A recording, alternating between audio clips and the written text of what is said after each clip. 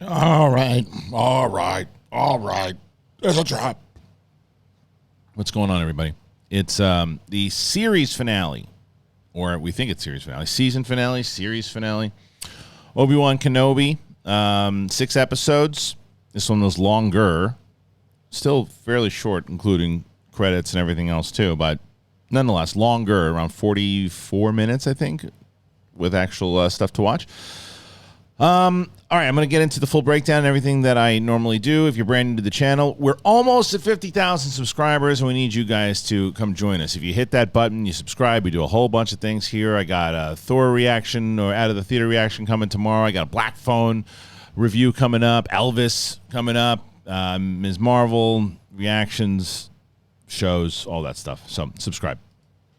Before we get into the breakdown, I throw a bunch of pictures in there and talk about the episode overall. I think that we can talk about the overall series. And if you didn't know already, this is a spoiler-heavy episode.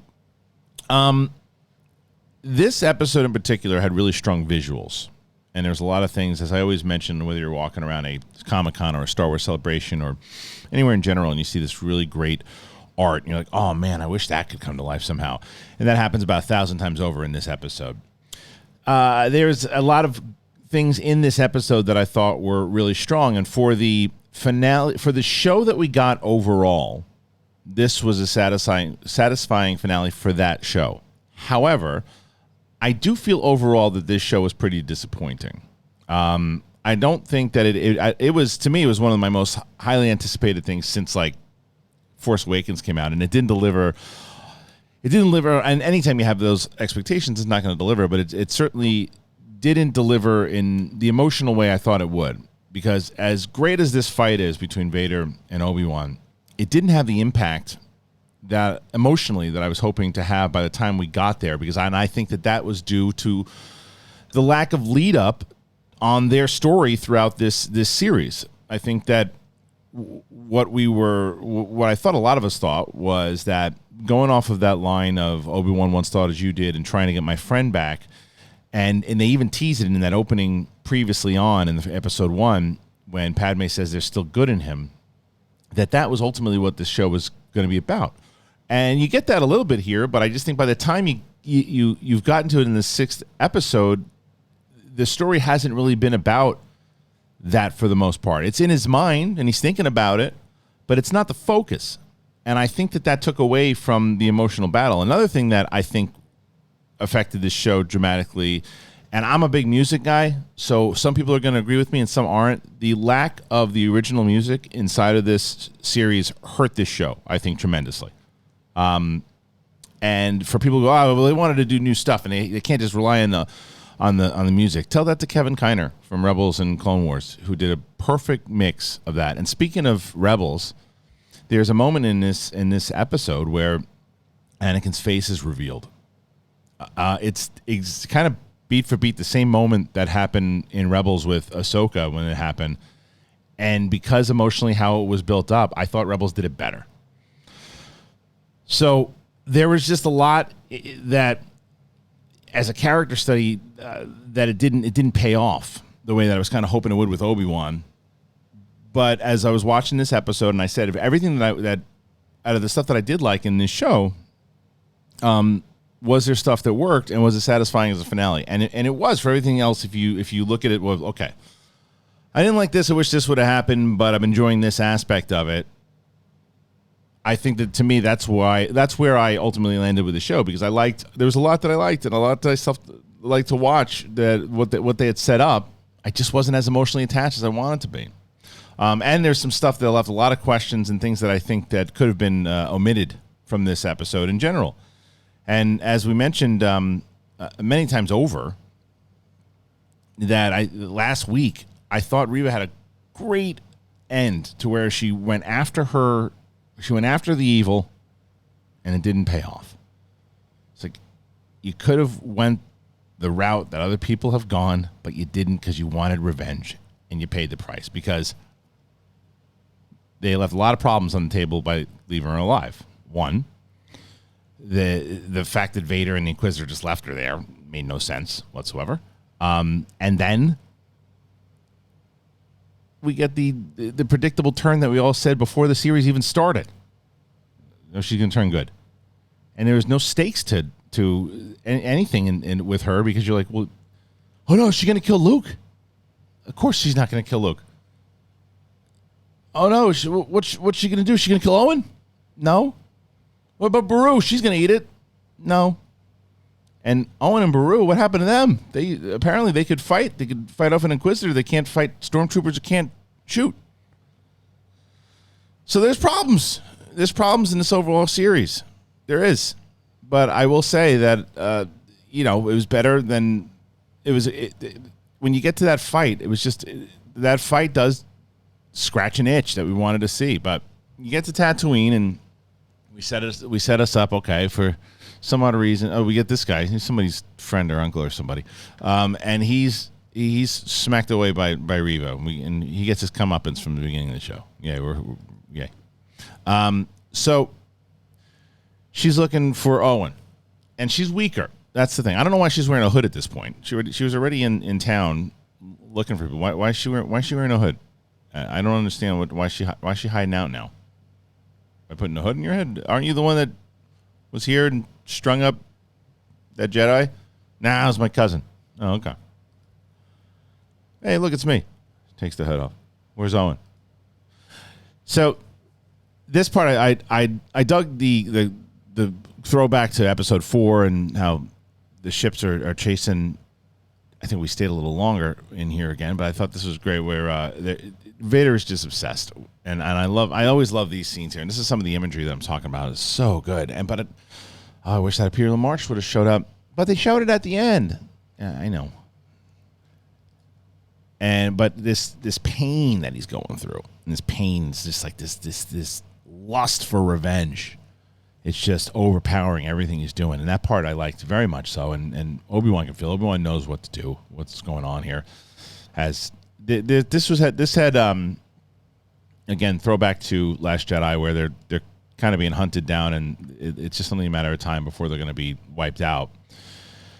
And Obi-Wan knows what he's got to do. He's got to get the hell out of there. O'Shea Jackson Jr. says, "No, man, you can't do it. You got to stick around." He's like, "I got to go." Tells Leia. Leia's like, "No, you can't go," and that happens 3 or 4 times. And then there's the scene with, again, Luke walks in with Owen.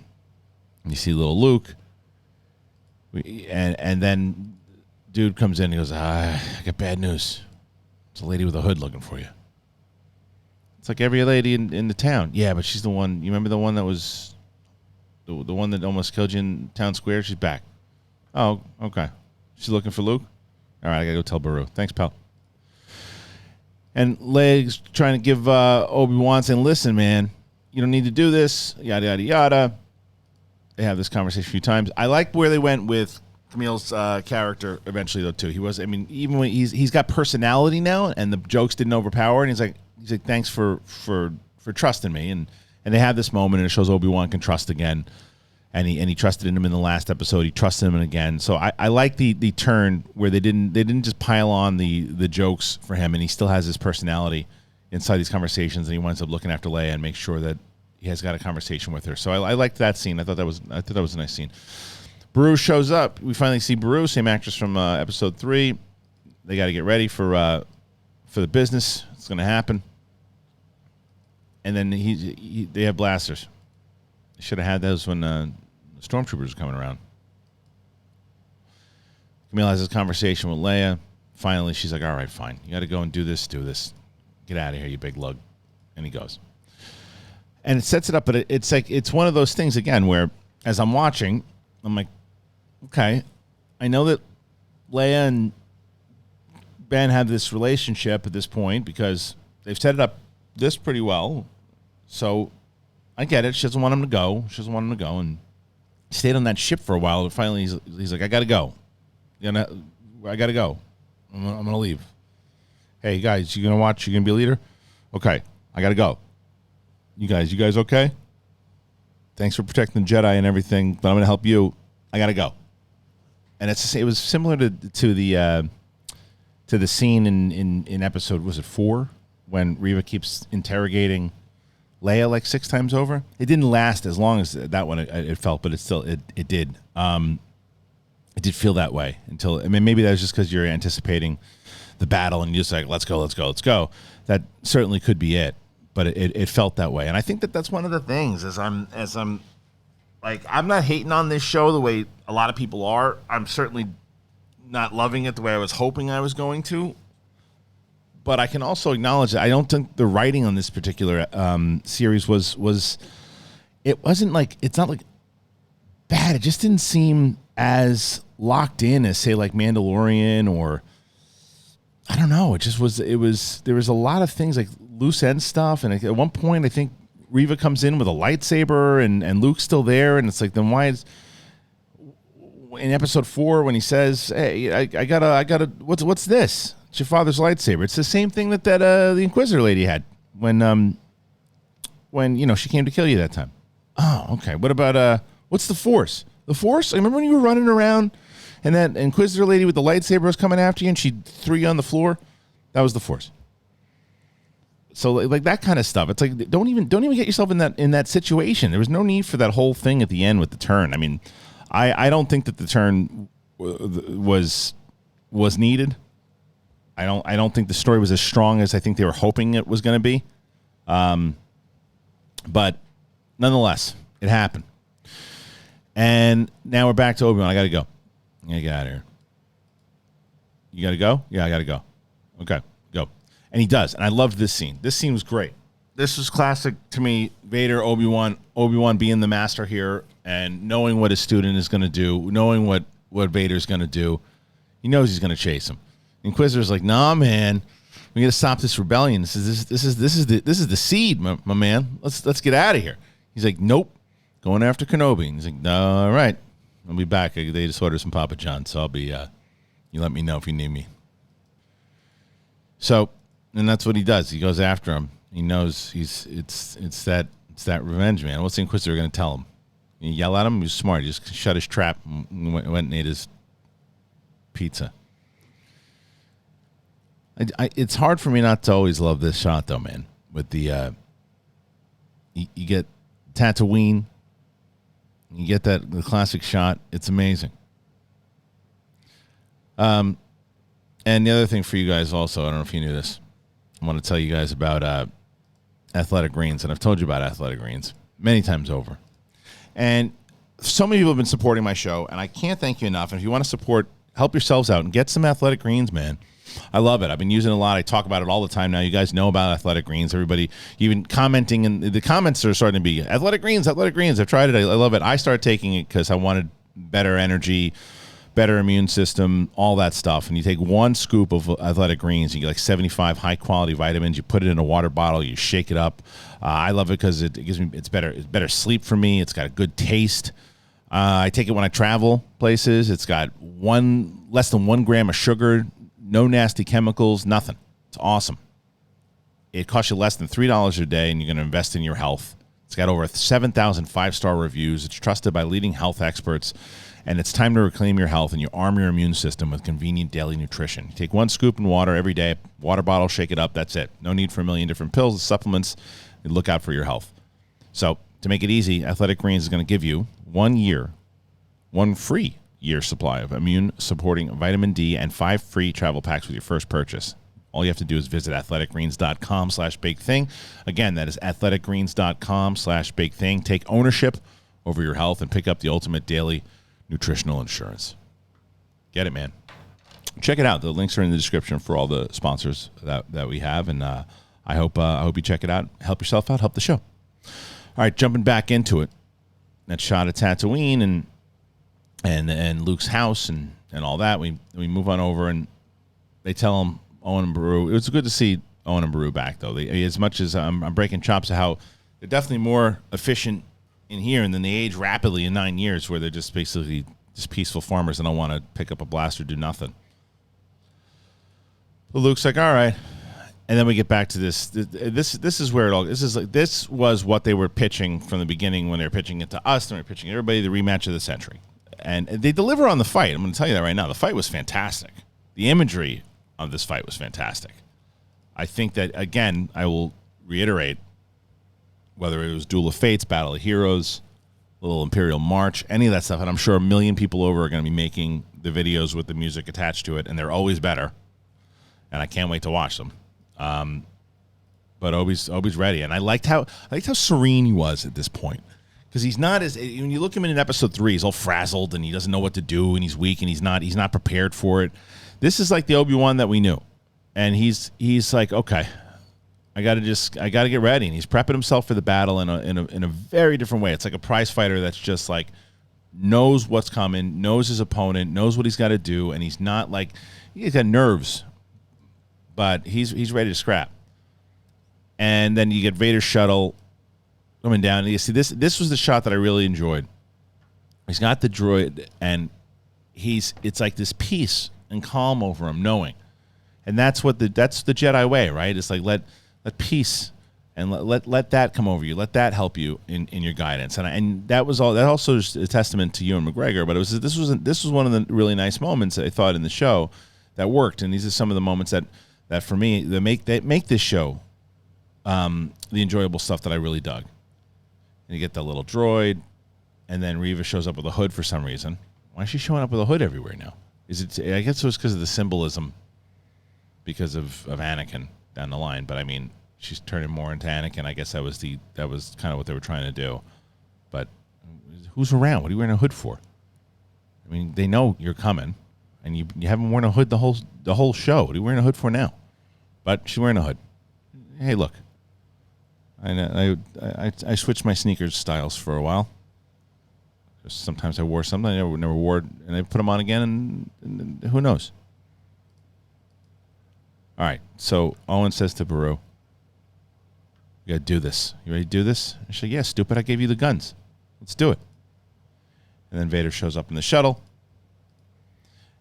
and this scrap. I mean, talk about everything that I've said about the imagery, though. I mean, I've shown you some really cool stuff thus far, but this is where all the money shots are. I mean, Vader getting off his shuttle, and then look at this. I mean, this is a thing of beauty. I love this shot. I want to put this on my wall, like Obi-Wan staring down Vader from across the way. Vader with all the rocks and everything. This is like a classic kind of Star Wars art. It's almost like a Ralph McQuarrie type design. I love this shot. I really do love this shot. I think it's fantastic. Yeah, I absolutely love this shot. How would he come from? How did he get back there? How the hell did you get back there? What the hell? How did Luke show up again? Okay. Sorry, I lost where I was. There we go. And once again, the stare off happens. This shot again. I mean, there's so many great shots here. They put all of everything that when they were designing this with the art, like they're probably geeking out. Like with the shuttle in the back, Vader staring down Obi-Wan. Obi-Wan just kind of smiling, going, "All right, bub, let's do it. Let's beef." And then they just start. And they fire at each other, and they just these two. Anytime they fight, all their battles, it's just intense.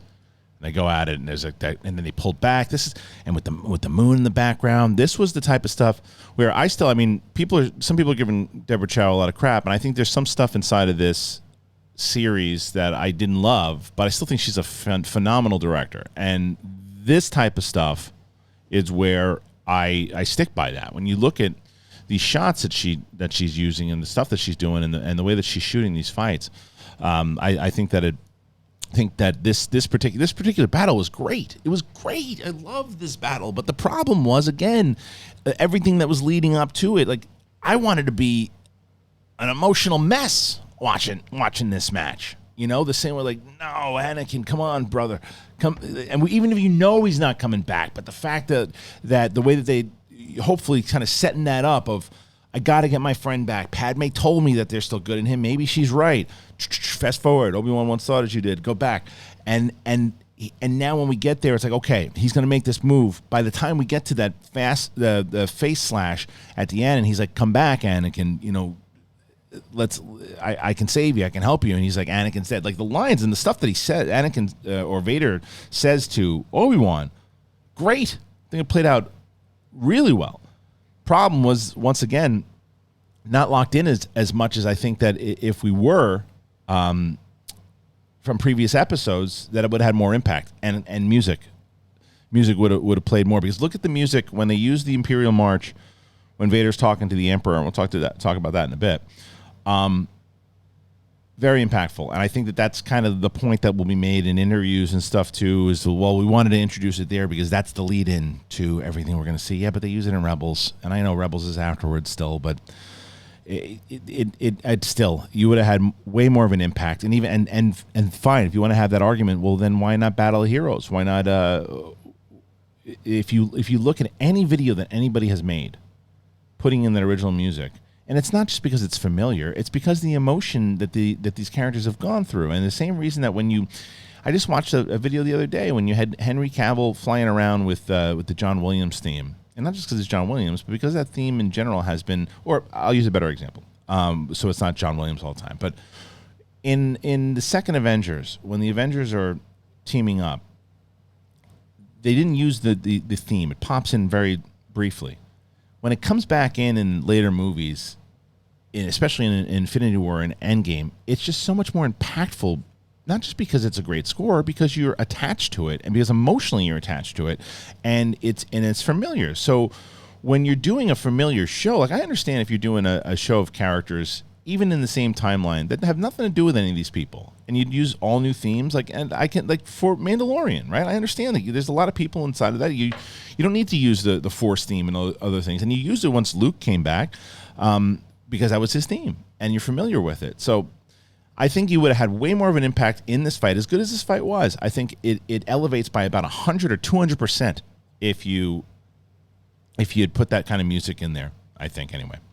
But the battle was, once again, a fantastic fight, and they both have their moments. And Vader, you knew that, but that, I guess it's one of the issues too, is that you know kind of where this is going to go from the moment that it starts, because Vader's having his way again, and then this is the stuff that drove me nuts in this episode. Why is she walking around with a lightsaber? Not because, well, why wouldn't she? She's Inquisitor. Because Luke has no idea what the hell a lightsaber is when we meet him for the first time. Owen and Beru are not fighters. And this is 9 years before it. 9 years. It's only 9 years. And by the end of this, he's kind of chummy with Obi-Wan. He said, what are you doing here? You want to meet him? And then he hates his guts again 9 years later. What did Obi-Wan do? Steal milk off his porch? So I did like when they start blasting at her, though. Because she gets fierce quick, and it goes down quick, and he kind of needed it to, and she's just and she's weaker. She's dealing with stab wounds that apparently anybody besides Qui-Gon can get hit with in the stomach with a saber and be all right. But she's getting blasted. She's pissed off, and then back and forth to Vader, and now Vader is trying to figure out how to beat his old master here. I don't know why Luke keeps popping up. And they have these battles. But this was. I think again when you have the same answers for it, because as you're watching this, and I'm saying to myself, why am I not as locked in as I want to be? As much as I'm enjoying this match, why am I not as emotionally locked in? And at all the examples I just gave, the other thing is, well, no matter what's going to happen here, Obi's going to make it out. He's going to make it out. And so this was pretty fantastic, though, where he opens up the ground, he throws some stuff down on. Look at these shots that I'm talking. This is the stuff. Like, as much as I'll hit something with an emotional criticism, and then I look at it with the visual critique, and I'm like, Vader has the high ground right there. I mean, that's the poetry of it. Is Vader finally has the high ground over Obi-Wan. He's got him, and he's gonna punish him again, and he's gonna start tossing rocks down on him, and he's got him. And then this is back to, I'm gonna rationalize, and you guys can counter this or agree with me. How the hell Owen and Beru are both able to fend off Reva, and I guess that the answer is going to be because she's hurt, because he's just got like a stick or something. And it was a nice moment where he's like, it shows you a little bit more of the Owen side, where he's like, he is mine. He is my kid. Because she's trying, and there's not a lot that continues on to that scene. But it was a nice moment to show how much Owen and Beru really cared about Luke. And you got that. And I thought that worked well. And it was always great to have.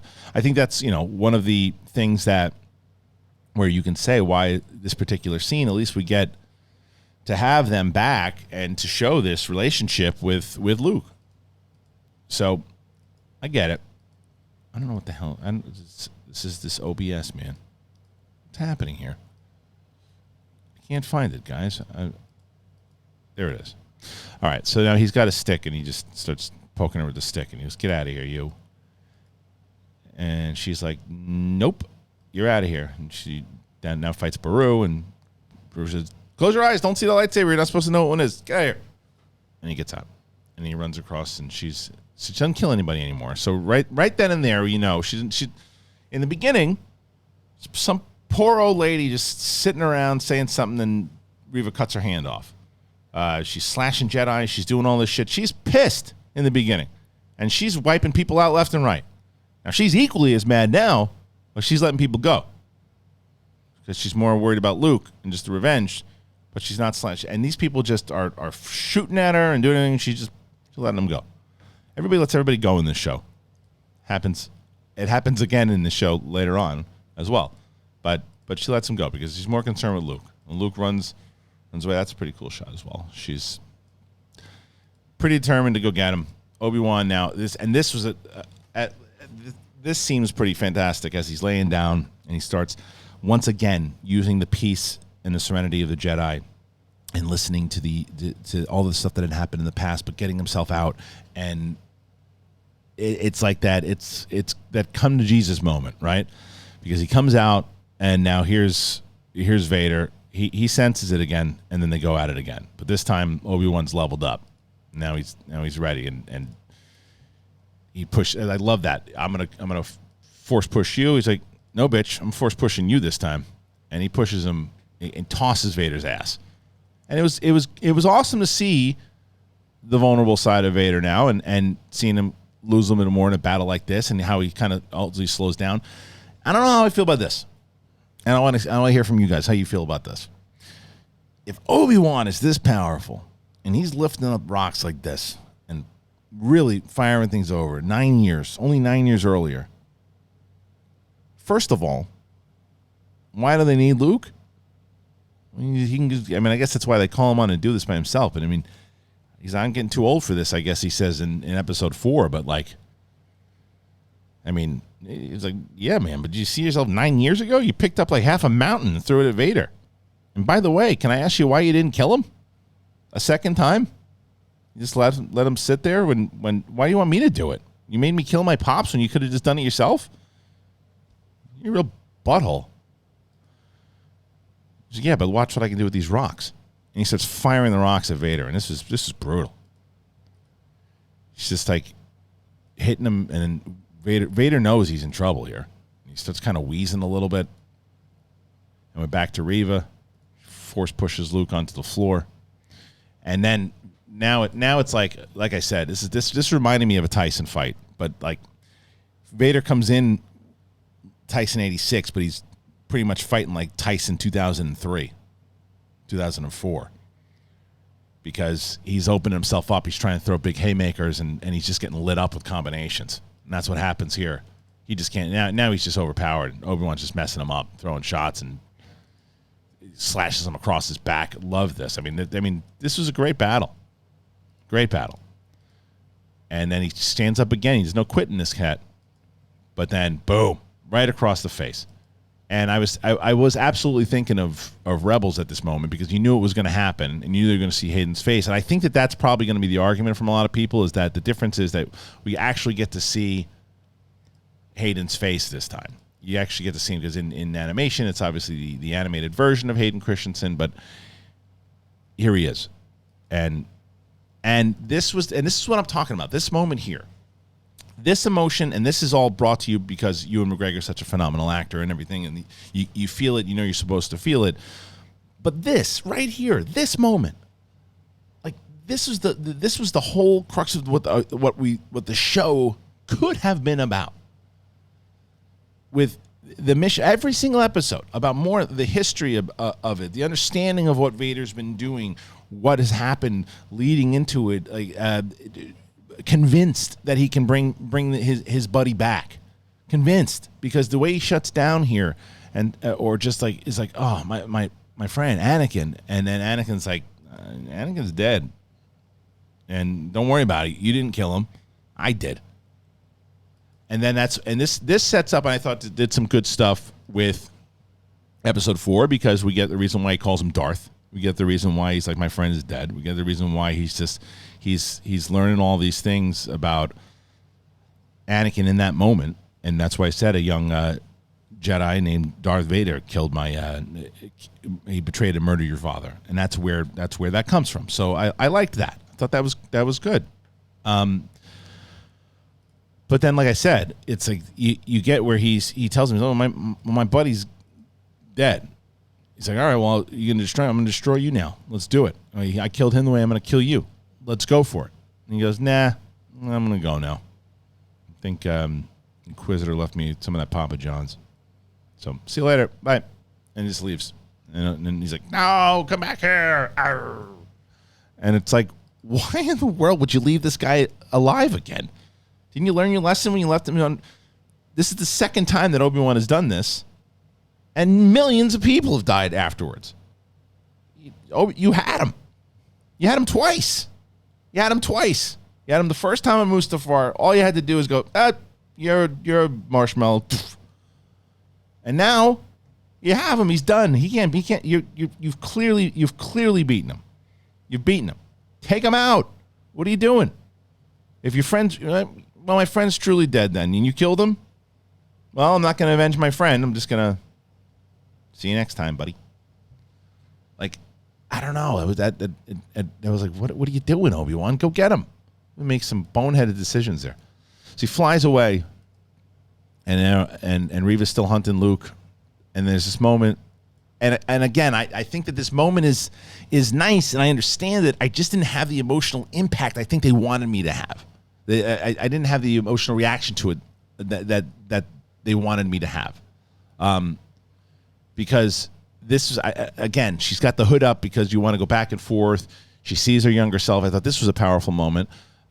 Sees Luke, and then is she going to do what Anakin did? Is she going to become Anakin, or is she going to choose the light? And in this moment, I'll make this clear.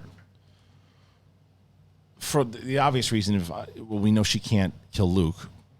But in general, in a moment like this, I'm glad that she chose the light. But I just don't wish that she wouldn't have been in that position, because I think that, I don't know, I think that it was just set up from the beginning. It was predictable. And it's like that's one of the things. It's a hard enough thing to do when you have a show where you know the impact of where, or the outcome of where everyone is going to land. So that's hard in general. That's never easy. Anytime you do a prequel series or a prequel movie or anything, that's always the tough thing. And so you try to add new characters and things inside of that, because that way, this is a new character we know nothing about, so that becomes a little less predictable, because it's going to be harder for Obi-Wan, because you know ultimately what happens with Obi-Wan, you know what happens with Luke, you know what happens with Owen and Beru. So you can add stuff to their story that you hope, again, adds to develop their character more. And it's a struggle to get the audience to not know the predictability of it. So when you add a new character, you want to try to be not predictable. This was set up from the start. And some people will throw back, well, yeah, but that's what Star Wars always does. Yeah, but don't you want a little bit of a change sometimes? And it's like that. It was too predictable. You knew exactly what was going to happen from the second they set it up. The second they started calling her Reva, they weren't even calling her the sister anymore. They were calling her a third sister. They were calling her Reva. And like, well, they don't call anybody else that. And you could just tell from the presentation of the character in general, you knew that it was going to turn. So this wasn't. So I think that even though this is that moment, and by the way, I think Moses Ingram did a very good job in this episode. I think once she locked into the character, I think that she got a real hold on it. And it's not. I don't have an issue with the performance of Moses Ingram in this episode. I just think the writing of the character wasn't great. Because she picks up the saber, and this is a moment in any show, whenever you're watching, you're like, oh my God, is she going to do it? Well, we know she's not going to do it. So this moment that she's that they're posing right here, in no world are we going to say, oh no, like we're not like what the hell was I watching? I was watching even when I was watching in very different shows or movies, I was watching Black Phone, and there's like a kind of what the hell's going to happen here? And I was like on the edge of my seat going, oh my God, and I was like emotionally attached and going, what's going to happen? I wasn't there for this, and they kind of want you to be there for this, but the reason why I'm not there is because I know she's not going to do it, and I know when she shows up when she shows up right there, I know she's going to turn back because Vader's nowhere to be found, so he's not going to take her out. Inquisitor is slopping down Papa John's right now, and who else is a threat? They're not going to find her, so it's got to turn. It was just. And maybe I'm wrong. Did anybody else think it was not predictable? If I'm wrong, I would love to hear it in the comments, and I'm sure I will. But then Obi-Wan shows up. Hey, where are they? I don't know. They're in the desert somewhere. We got to go find them. No need. Here I am. I got the kid, and I'm good now. Oh, okay. Cool. So I guess we won't be mad at you then that you tried to slash us, and you're not mad at us because we shot at shit? Nah, here's the kid. Okay, thanks. But I'm sad. Well, don't be sad. Why? Well, because I'm right here, and I'm not going to make you sad anymore. But I thought it was a great speech. And I thought it was a nice moment between the two of them. Once you get to this angle and you go, whether you like the angle or not, and they're talking, you go, okay.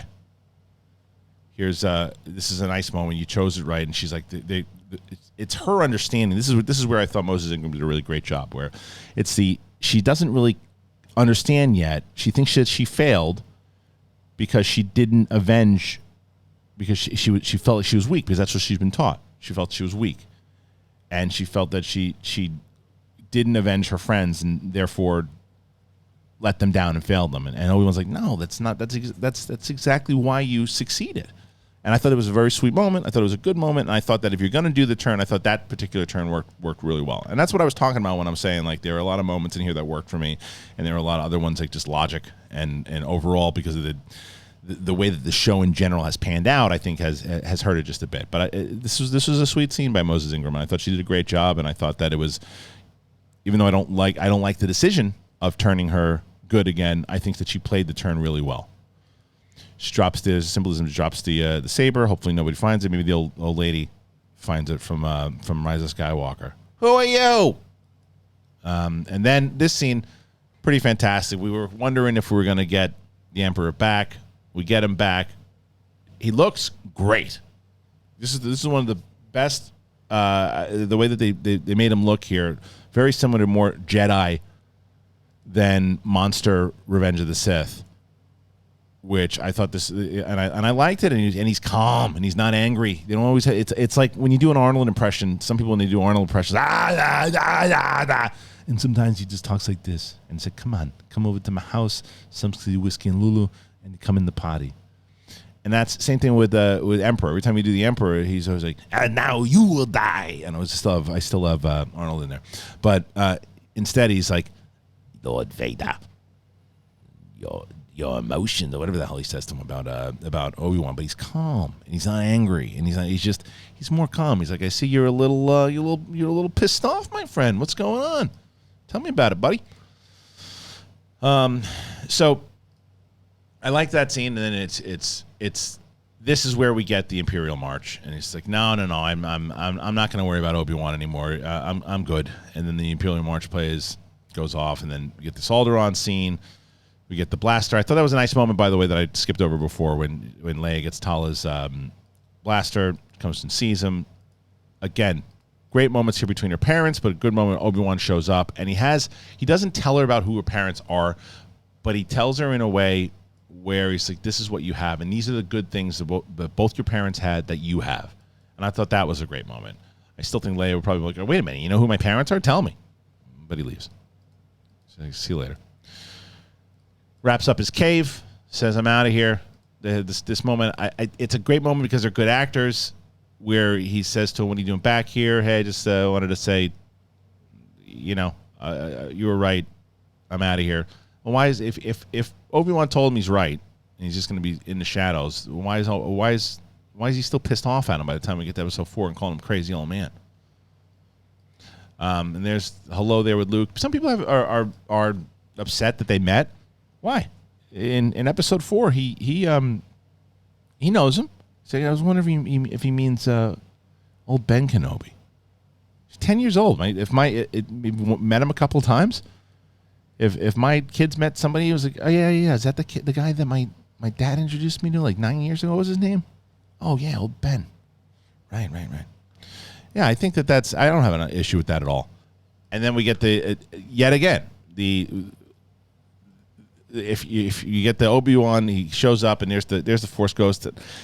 I have no issue with some people are worried and complaining about the fact that Qui-Gon couldn't figure out how to actually come back in physical form, or only could come back in voice only. That one I can get over pretty quick. Maybe he figured it out because it was good to see him. And Liam Neeson, I love him to death. He's officially a liar. And here he is. He says, "Look, I've been here the whole time. It just took you some time to get back into it, figure yourself out, and you did it. So we got a lot of training to do. Let's get the hell out of here." And that's what they do. And where's that thing? He's got his emu or whatever that thing is, and off they go. So yeah, I think that over and even that moment, right, with Qui-Gon, it's a nice moment. It was kind of like in wrestling they call it's a cheap pop, and it was great to see him. But how much of an impact did it have? It was almost like he's trying the whole time. He's trying and I think even that, like, we got it a few times throughout the series. Qui-Gon, listen to me, man. I'm trying to help this. I'm trying to do that. I'm trying to do that. Help me out here. What do I got?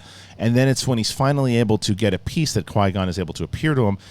And I dig that. But I just think that I think the biggest issue with this series for me was focus. I think that the focus of what the story could have been, should have been, maybe wasn't. But overall, I liked the series. I didn't love it. I was hoping that this, and I think I even said at one point, I think this is going to be some of the best Star Wars content since Empire. It wasn't for me.